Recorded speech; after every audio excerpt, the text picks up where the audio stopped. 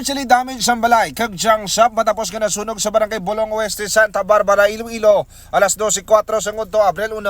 Ang nagaparagiya sa balay mo si Mercedita Ladosa, 49 anyos. Kagantagiya naman si Jang shop mo si Alma Di Mayo, 67 anyos. Kag pareho nga residente sang nasambit ka lugar. Sa interview sa K5 News FM Iloilo kay Senior Fire Officer 4 Terzo Obera, ang acting municipal fire marshal sang Santa Barbara Bureau of Fire Protection, ginpayag sila nga nagdugay sa nabanta 30 minutos. Ang lamon sing kalayo kag girayon nga natap na alas 12:50 sa ngudto.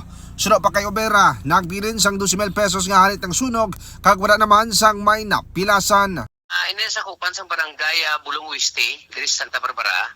Then ang naulamit ni nga ang nasunog na mga occupancy amo ang residential kag ining junk shop. Karon mga ka-K5, padayon pa nga ginahibalo sing Santa Barbara Bureau of Fire Protection kung ano ang ginhalinan sing kalayo. Balita nagikan diri sa Banwa, si Santa Barbara. Ako naman si K5, Aaron Refoyo. Para sa kampiyon na balita, Serbisyo Publiko kang Kalingawan sa Iloilo, K5 News FM. Ang ining balita ang ginadulong sa inyo sang DTX Coffee Mix. Himo sa natural nga sangka pareho sang amarkuso, chia seeds, sugared cane extract powder. DTX Coffee Mix. Nakakapi ka na, naka-detox ka pa. DTX Coffee Mix. Mabakal sa mga butika.